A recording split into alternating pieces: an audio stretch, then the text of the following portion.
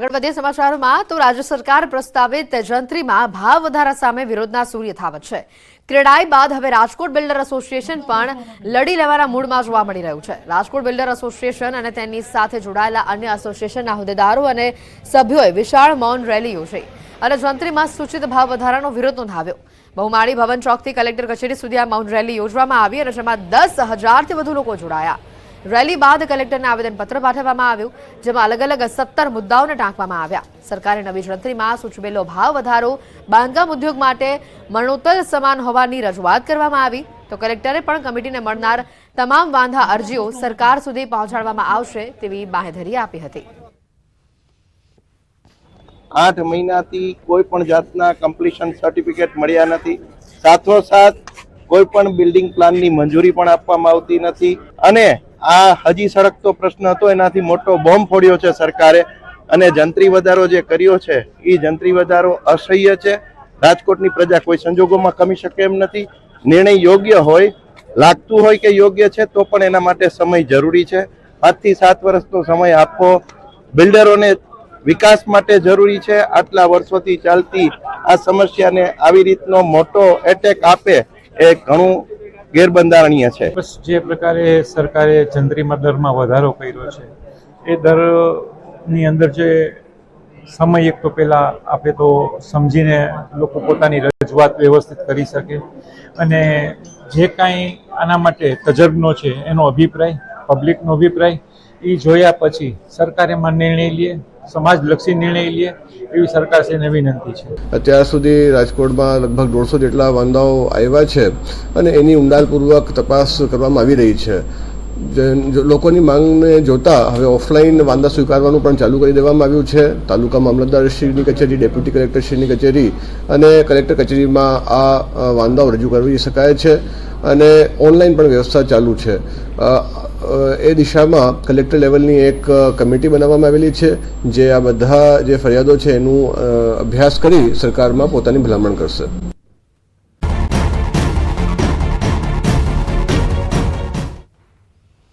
મહેસાણાના નસબંધી કાંડ મામલે મોટા ખુલાસા સામે આવી રહ્યા છે. મહેસાણાથી લાવેલા પુરુષોને અડાલજ આરોગ્ય કેન્દ્ર ખાતે ઓપરેશન કરવામાં આવ્યું.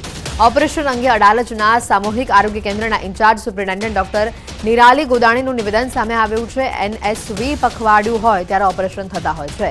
પખવાડિયા અંતર્ગત 29 ઓપરેશન થયા છે. આ પખવાડિયા રાજ્યના તમામ સ્થળોએ ઓપરેશન થતા હોય છે. ઓપરેશન થિયેટર એલોટમેન્ટના કારણે અડાલજ સામૂહિક આરોગ્ય ખાતે ઓપરેશન થયા. અડાલજ આરોગ્ય કેન્દ્રની સાથે 29 ઓપરેશન થયા હોવાની હાલ જે માહિતી સામે આવી રહી છે.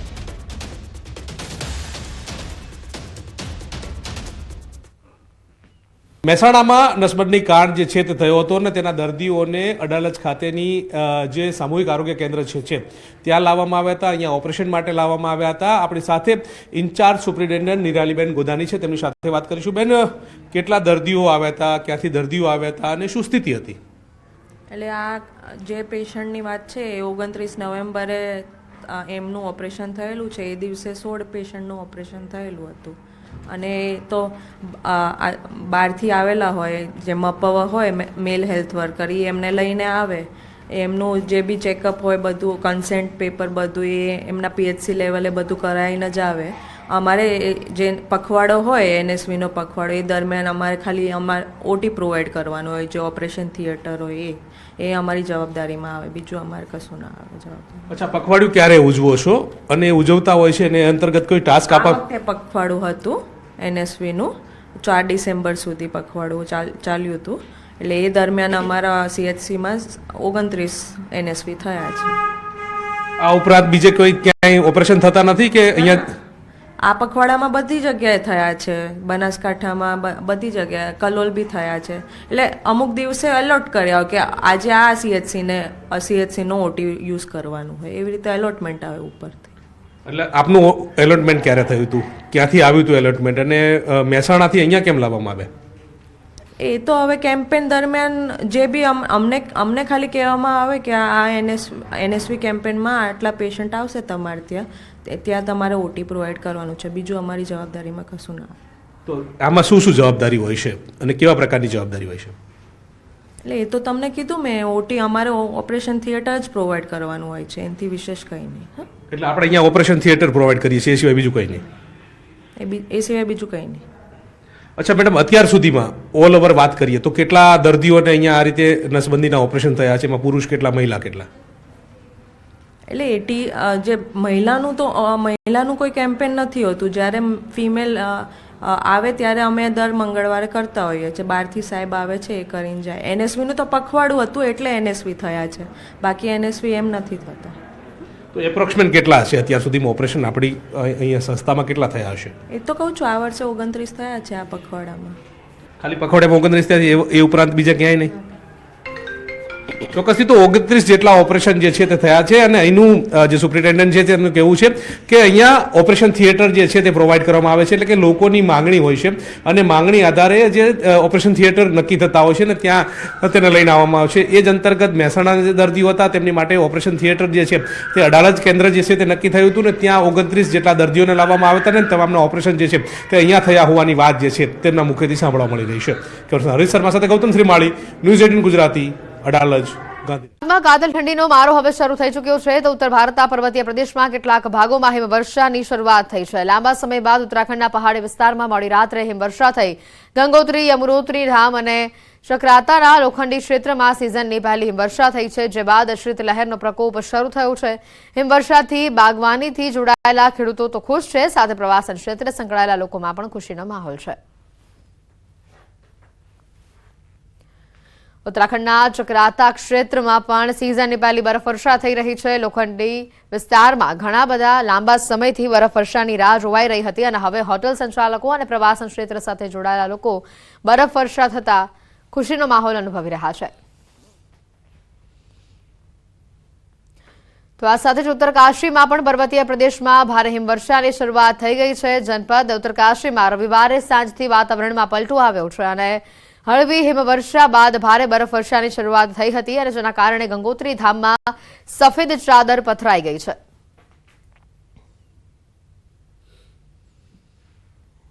પ્રદેશના લાહોલ ઘાટીમાં પણ સિઝનની પહેલી બરફવર્ષા થઈ હતી. ઘાટીમાં વાતાવરણને કરવટ બદલતા મોસમ અલગ જ અંદાજમાં જોવા મળી રહ્યો છે.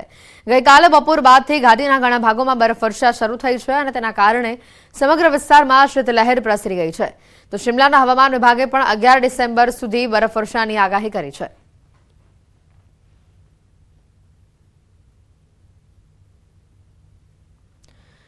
તો સાથે જ આ તરફ હિમાચલ પ્રદેશના પ્રવાસનગર મનાલીના પર્વતીય પ્રદેશમાં પણ હિમવર્ષાની શરૂઆત થઈ ચૂકી છે. મનાલી સહિત જિલ્લાના લાહોલ સ્પીતિમાં પણ સિઝનની પહેલી બરફવર્ષા જોવા મળી. લાંબા સમયથી જેની રાહ જોતા હતા તે બરફવર્ષા થતા પ્રવાસન ક્ષેત્રની સાથે જોડાયેલા લોકોમાં ભારે ખુશીનો માહોલ છે.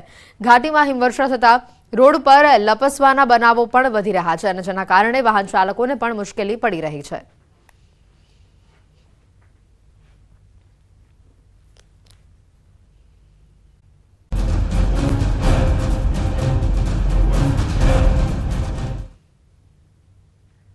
ગાત્રો થીજવતી ઠંડીની અંબાલાલ પટેલે આગાહી કરી છે અને રાજ્યમાં ઠંડી હવે ભૂક્કા ચોક્કસથી બોલાવશે. ડિસેમ્બરના અંતથી ગાત્રો થીજવતી ઠંડી પડશે. અરબ સાગરના લો પ્રેશરની જોરદાર અસર થશે. 16 થી લઈને 22 ડિસેમ્બર વાદળછાયું વાતાવરણ રહેશે. ઉત્તર ગુજરાતમાં કાતિલ ઠંડી પડશે. મહેસાણા, બનાસકાંઠા, સાબરકાંઠામાં તેની અસર જોવા મળશે. અરબ સાગરની સાથે બંગાળના ઉપસાગરમાં પણ લો પ્રેશર સક્રિય થઈ શકે છે. તો આ તરફ બનાસકાંઠાના ડીસામાં પારો 10.6 ડિગ્રી પર પહોંચ્યો. ગઈકાલથી આજે 1.8 ડીગ્રીનો ઘટાડો નોંધાયો હોવાની માહિતી છે.